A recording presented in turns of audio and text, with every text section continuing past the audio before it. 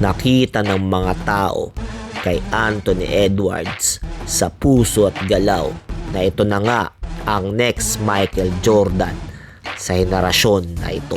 Usapang basketball na naman tayo mga tropa. Si Anthony Edwards na ba talaga ang next Michael Jordan? Ang tagal nang hinintay natin. Ang dami nagsubok na maging Michael Jordan, pero parang wala pa talaga siyang kaparehas maglaro. Sinasabi talaga si Anthony Edwards na ang next Michael Jordan. Kaparehas niya itong maglaro. High flyer, scorer, may tira sa labas, walang takot, matapang, magaling dumipensa. Halos lahat ng laro niya ay parang si Michael Jordan talaga. Tignan natin sa bidyong to kung paano siya maglaro at kung paano natin siya makukumpira sa sinasabi nilang greatest of all time na si Michael Jordan. Pero bago ang lahat, huwag kalimutang mag-subscribe and share para sa marami pang usapang basketball. Let's go! Michael Jordan, siya na nga ang kinikilalang greatest of all time. Ang dami nang nagsubok, ang dami na nagpakilala, pero wala talaga tayong makitang kaparehas niya maglaro. Ang pinakamalapit ng araw ay si Kobe Bryant dahil sa puso nito at yung passion nito sa paglalaro ng basketball. Aminado naman siya na talagang pinares niya yung laro niya kay Michael Jordan at kitang-kita naman na kuhang-kuha niya talaga to. Pero syempre, hindi pa rin niya malampasan si Michael Jordan. Mahirap talagang gayahin yung laro nito ni Michael Jordan kaya wala pa talagang nakikita yung mga tao na kasintulad ng laro nito. Maliban na lang nung dumating si Anthony Edwards. 6'4", first overall pick ng Minnesota Timberwolves noong 2020. At talaga namang makikita natin na halos kaparehas na talaga maglaro si Michael Jordan. Ito yung tatlong bagay bakit si Edwards ang next Jordan. Unahin na natin yung galaw niya at liksi sa paglalaro. Yung pag-drive niya sa basket, yung pagiging athletic niya, makikita natin na parang pamilyar yung mga galaw niya. Nakita talaga ng mga tao ngayon kung paano sumalaksak to si Edwards ay parang talagang si Michael Jordan. Higit sa lahat, matapang kasi siya habang sumasalaksak at lagi lang siyang sigurado pagka tinitira niya yung bola. At madalas talagang kinukumpira siya ngayon kay Michael Jordan. Yung mga sidestep na ganyan, yung mga galaw na ganyan, yung tamang alam talaga niya yung gagawin pagka sumasalaksak siya. Kasi athletic siya at maganda yung footwork niya. Makikita natin na parang parehas talaga sila maglaro. Tignan niyo yan. Yung galaw ng paa, yung galaw ng katawan, kung paano nila hinahandle yung bilis at yung pagiging athletic nila. Parehas na parehas. Kaya ang dami nagsasabi, para talagang si Michael Jordan, itong si Anthony Edwards. Makikita naman talaga natin kung paano siya sumalaksak. Kaya masasabi natin na talagang Michael Jordan, yung galawan nito. Tignan niyo yun, yung reverse layup na yan. Tignan niyo yung reverse layup ni Michael Jordan. Kuwang-kuwa, di ba? Kaya talagang para talaga siyang si Michael Jordan. Talagang nakakabilib tong batang to. Number 2, shooting.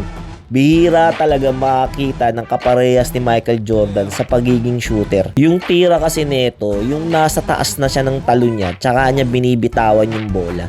Nagagamit niya yung pagiging athletic niya at yung pagiging skilled niya sa pagiging shooter niya. Ang hirap gawin nun. Yung arsenal na pagiging shooter na kagaya ni Michael Jordan sa pagiging athletic mo pa, talagang napapakinabangan niya. Tignan niyo yung bitaw na yan, kung paano niya binibitawan yung bola sa katas-taasan ng kanyang pagtalon.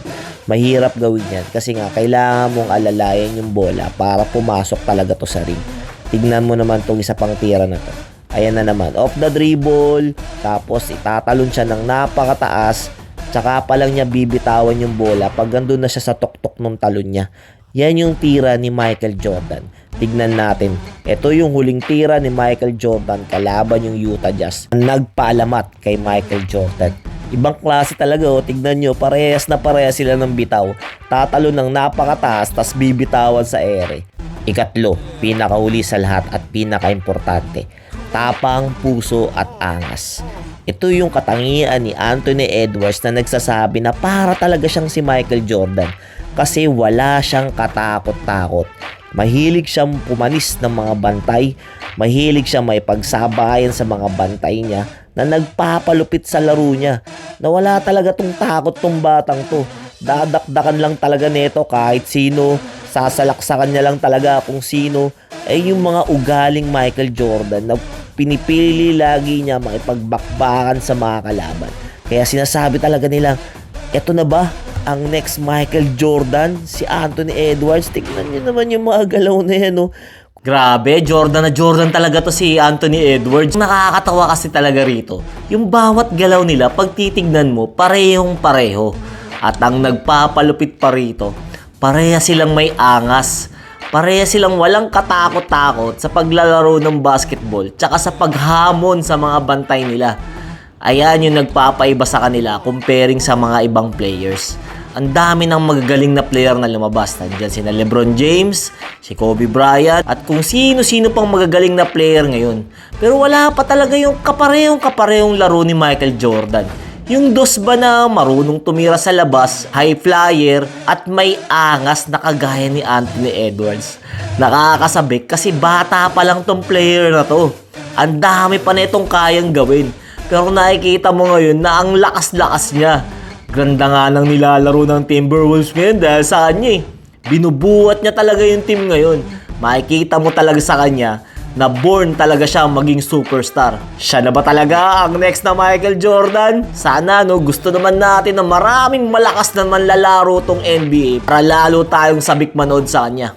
Kaya mga tropa, huwag kalimutang mag-like, subscribe and share para sa marami pang usapang basketball. Thank you!